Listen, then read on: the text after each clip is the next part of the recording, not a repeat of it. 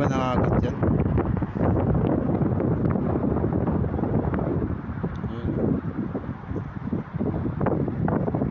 Saan na?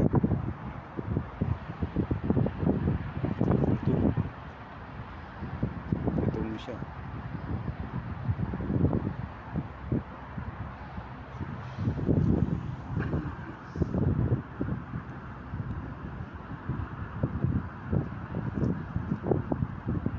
First time ko maka-encounter ng ganito fox, mga kaibigan.